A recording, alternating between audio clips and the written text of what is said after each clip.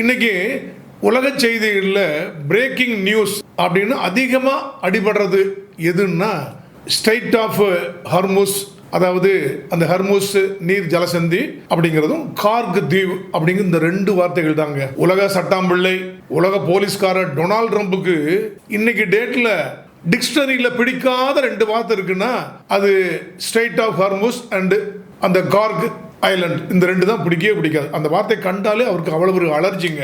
அப்படி என்னங்க அதில் பெரிய முக்கியத்துவம் இருக்குது, வாங்க பார்க்கலாம். இந்த ஸ்ட்ரைட் ஆஃப் ஹர்முஸ் அப்படிங்கிறது இப்போ இன்னைக்கு உலகத்தில் எதை எடுத்தாலும் அதுதான் பேசிட்டு இருக்காங்க. அவ்வளவு எல்லா நாடுகளுக்கும் முக்கியத்துவம் வாய்ந்த ஒரு பிரதேசம் ஆயிடுச்சு. அந்த ஸ்ட்ரைட் ஆஃப் ஹர்முஸ் என்ற ஹர்முஸ் நீர் ஜலசந்தி அப்படிங்கிறது பெர்சியன் கல்ஃப் அப்படிம்போம் மற்றும் கல்ஃப் ஆஃப் ஓமன் நாட்டுடைய ஜலசந்தி. இந்த ரெண்டும் சேர்ந்து ஒன்னாகி அரபிக்கடலை இணைக்கிற அந்த குறுகிய கடல் சந்து, அதாவது நேரோ சீ லேன். இந்த பக்கம் ஓமன், இந்த பக்கம் ஈரான், ரெண்டுக்கு இடைப்பட்ட குறுகிய கடல் பகுதி தாங்க இந்த ஸ்ட்ரைட் ஆஃப் ஹர்முஸ் அப்படின்னு சொல்லுவாங்க. இந்த ஸ்ட்ரைட் ஆஃப் ஹர்முஸ் பகுதி வழியாக தாங்க அரபு நாடுகள் எண்ணெய் வியாபாரத்தை உலக நாடுகளுக்கெல்லாம் செஞ்சிட்டு இருக்காங்க. இந்த அரபு எண்ணெய் வளங்கள் எல்லாம் உலக நாடுகளுக்கு கப்பல் மூலமாக இந்த ஸ்ட்ரைட் ஆஃப் ஹர்முஸ் மூலமாக தான் ஏற்றுமதி ஆகிறது. மற்ற வழி இருக்கா இல்லையான்னா, மற்ற வழியில் போனால் லேண்ட்லாம் சுற்றி அப்புறம் கடல் பகுதியில் போய் அந்த டிரான்ஸ்போர்ட்டேஷன் செலவே 4 மடங்கு 5 மடங்கு செலவாகும். அதோட வாங்காமே இருந்துடலாம் அப்படின்ட்டு ஆகும். ஸோ அந்த அளவுக்கு இந்த ஸ்ட்ரைட் ஆஃப் ஹர்முஸ் கப்பல் பயணத்திற்கு மிக மிக ஷார்டஸ்ட் ரூட்டாக இருக்கும். மற்ற நாடுகளுக்கு ரொம்ப பயன்படாக இருக்கும். இப்படிப்பட்ட இந்த ஈரான் நாட்டுடைய இந்த ஸ்ட்ரைட் ஆஃப் ஹர்முஸ் அப்படின்னு இருக்கு இல்லையா, இதை ஒட்டியுள்ள ஈரான் நாட்டினுடைய ஒரு பகுதி தான் கார்க் தீவு. அந்த கார்க் தீவை பயன்படுத்தி தான் இந்த ஸ்ட்ரைட் ஆஃப் ஹர்முஸ் இந்த கடல் வழி தடத்தை ஈரான் கண்ட்ரோல் பண்ணுறது, கட்டுப்படுத்துதுங்க. ஏன்னா அதே ஸ்ட்ரைட் ஆஃப் ஹர்முஸ் பகுதியில் ஒரு பகுதியில் ஓமன் இருக்கு, ஒரு பகுதியில் ஈரான் இருக்கு.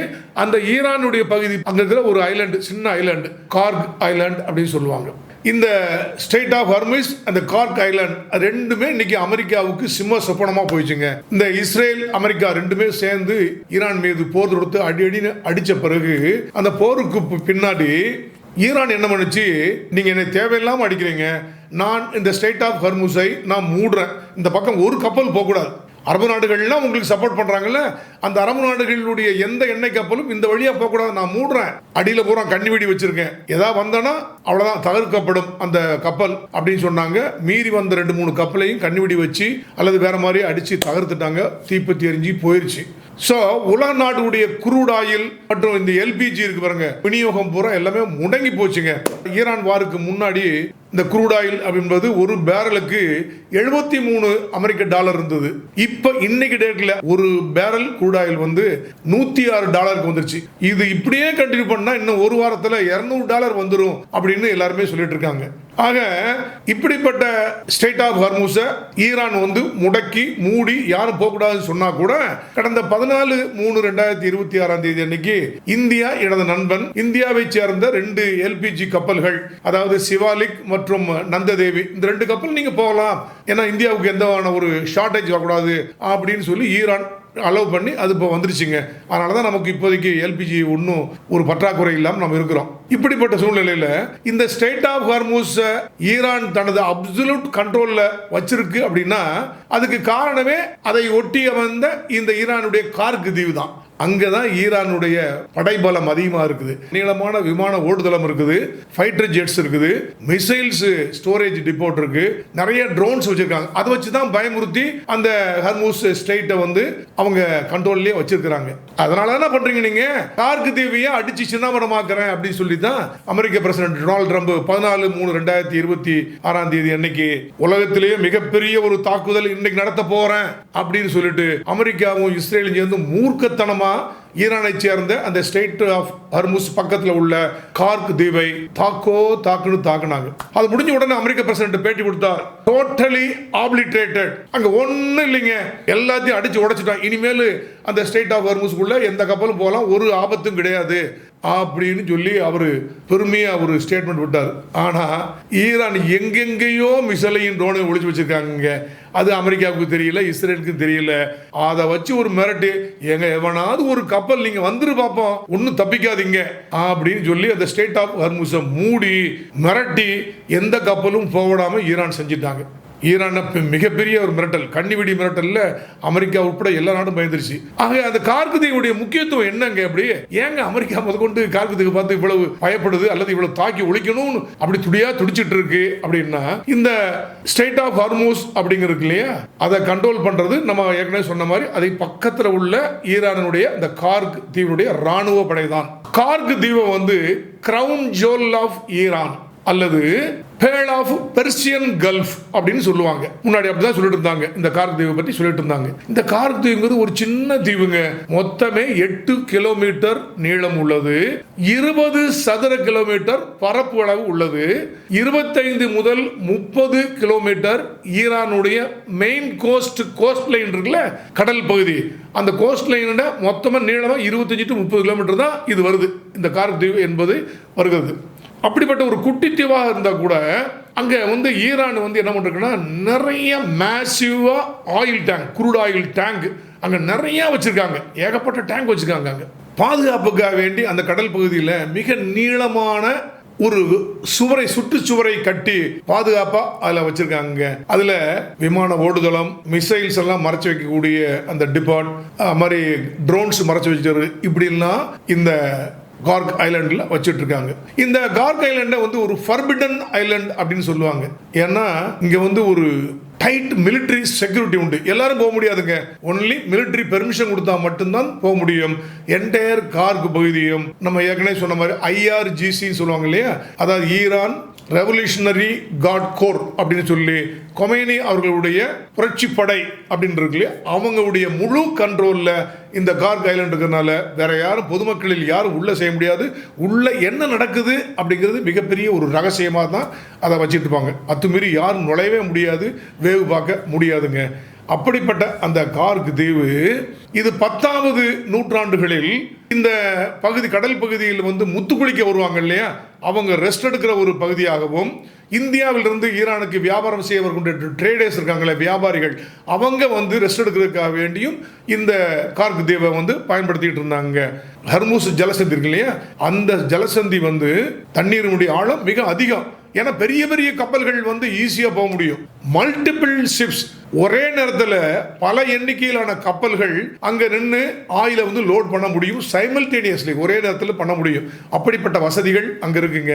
அந்த கார்க் தீவில் உள்ள ஆயில் டெர்மினல் வந்து 1960 ஆக்சுவலி அமெரிக்க கம்பெனி, ஒரு கம்பெனி அமோகோம்பாங்க, AMOCO, அமோகோன்னு ஒரு அமெரிக்க கம்பெனி தான் இந்த ஆயில் டெர்மினலையே அந்த கார்க் தீவில் முதல்ல கட்டி வச்சிருந்தாங்க.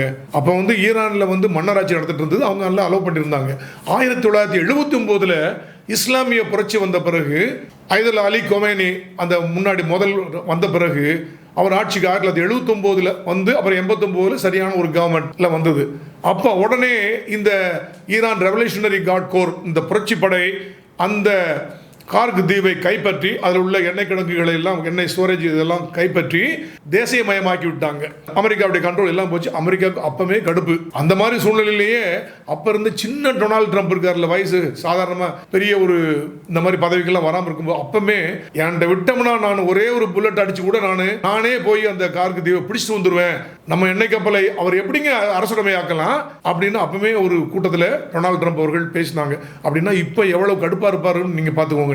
அப்படிப்பட்ட ஒரு சிறப்பு வாய்ந்த அந்த கார்க் தீவில் 1.5 மில்லியன் பேரல்ஸ் வந்து ஒரு நாளைக்கு, ஒவ்வொரு நாளும் 1.5 மில்லியன் பேரல்ஸ் க்ரூட் ஆயில் அங்கே ஹேண்டில் பண்ண முடியும்.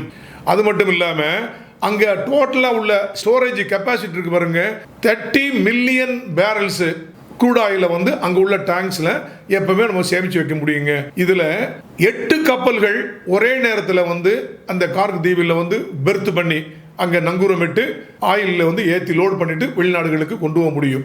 இது என்னாச்சுன்னா 1980 to 88 அந்த ஈரான் புரட்சிப்படை கைப்பற்றி பிரச்சனை இருக்கும்போது ஈராக் ஈரானை தாக்கியது. சதாம் ஹுசைன் அவர்கள் ஆட்சியில் இருந்தார்கள்.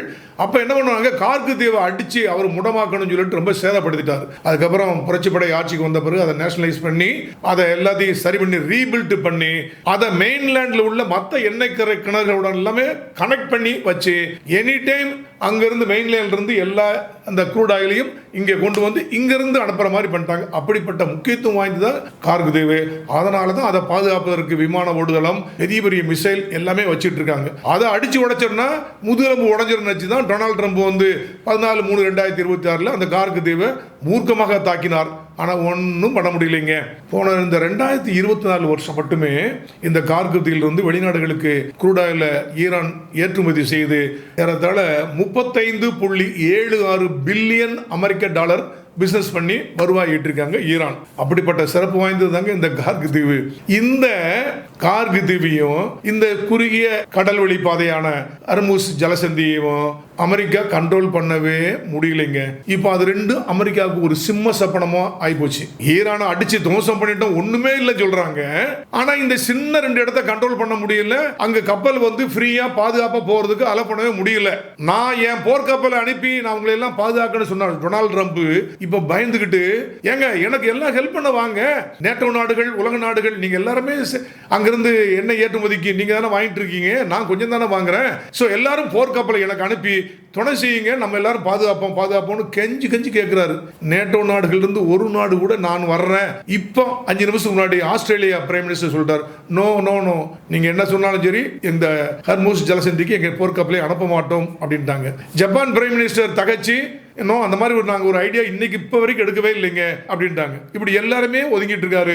நீங்க ஒதுங்கினீங்கன்னா உங்களுக்கு வெரி பேட் ஃபியூச்சர் இருக்கு அப்படின்னு மிரட்டி வேற நீங்க எப்படியா கப்பல் அனுப்புங்க அப்படின்னு கெஞ்சிட்டு இருக்காரு நம்ம டொனால்ட் ட்ரம்ப் அவர்கள். அப்படிப்பட்ட ஒரு சிறப்பு வாய்ந்தது தான் இந்த ஹர்முஸ் ஜலசந்தி மற்றும் கார்கு தீவுகள். இங்க ராணுவ பலத்தில் உலகத்தில் நம்பர் 1 அப்படின்னா அது அமெரிக்கா தாங்க. அதில் ஒரு சந்தேகமே வேண்டியதில்லை. ஆனால் ஒரு சின்ன கார்கு தீவையும் அந்த ஹர்முஸ் ஜலசந்தியவும் இந்த அமெரிக்காவில் தன்னுடைய கண்ட்ரோலுக்கு அதை கொண்டு வரவே முடியலைங்க. உலக நாடுகளை எனக்கு அனுப்புங்க உதவி அனுப்புங்கன்னு கெஞ்ச வேண்டிய ஒரு பரிதாபமான சூழ்நிலையில் தான் இப்போ அமெரிக்கா இருக்குதுங்க. அதாவது பாம்பு கண்ணுக்கு தெரிகிற மாதிரி வெளியே இருந்துன்னா அதை ஈஸியா அடிச்சு கொண்டுலாங்க. ஆனா பாம்பு புற்றுக்குள் இருக்கும் போது அந்த பாம்பை நான் கொல்ல போறேன்னு சொல்லி அந்த புற்றுக்குள்ள கையை விட்டோம்னா அந்த பாம்பு கடிக்காம விடுமா? கண்டிப்பா கடிச்சு கொன்னே போடுங்க. அதே மாதிரி தாங்க இப்ப ஈரான் என்ற அந்த புற்றுக்குள் அமெரிக்கா என்ற அந்த மைட்டி பவர் கையை விட்டு உள்ள மாட்டிக்கிடுச்சுங்க. உயிரோட வெளியே திரும்புமா? கையை எடுக்க முடியுமா? என்னன்னு தெரியல. அடுத்து என்னங்க நடக்கும்? பொறுத்திருந்து பார்ப்போம்.